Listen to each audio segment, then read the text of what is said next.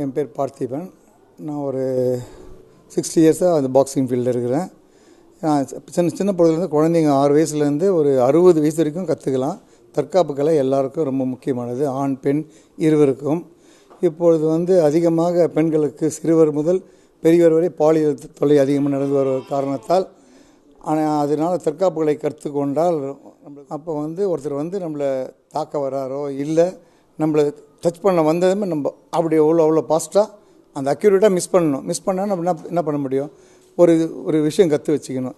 தற்காப்பு கலை நம்ம கண்டிப்பாக கற்று வச்சுக்கணும். ஒரு பாக்ஸிங்கோ, ஒரு கராத்தேவோ, குங்ஃபூவோ, கிக் பாக்ஸிங்கோ, சிலம்பமோ, இந்த மூமெண்ட் ஒர்க்கு தெரிஞ்சாலே எதிரி வரும்போது அப்படி சைடில் போயிடலாம், இல்லை பேக்கில் போயிடலாம், இல்லை அவன் கையை பிடிச்சி பரட்டி கீழே தூக்கி போட்டு பண்ணலாம். இது மாதிரி அதிகப்படியாக இதை மாதிரி பெண்களுக்கு பாலியல் தொல்லை வருகிறது. சிறுவர் முதல் பெரியவர் வரை வருகிறது.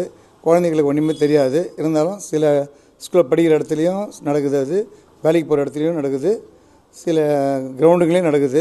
அதனால் அது நடக்காது இருக்கிறதுக்கு பசங்க ஓரளவுக்கு மோட்டிவேஷனாக வீட்டில் இருக்கும்போது கற்றுக் கொடுக்கணும். பெரியவங்கள லைட்டாக சின்ன கிளாஸ் மாதிரி யாருன்னா தொட்டாங்களாம் அது தள்ளி விடணும் அப்படின்ற மாதிரி ஒரு சொல்லிக் கொடுக்கணும்.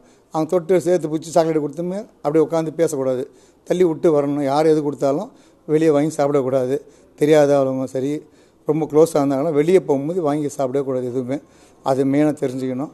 அப்புறம் வீட்டில் இருக்கும் பெரியவங்க பசங்களுக்கு ஸ்கூல் அனுப்புறதுக்கு முன்னையும் சண்டேலையும் சாட்டர்டேலையும் பசங்க கூட இருந்து பேசணும், போகணும், என்ன நடக்குது வெளியேன்றது தெரிஞ்சுக்கணும். பசங்களும் சொல்லித்தரணும்.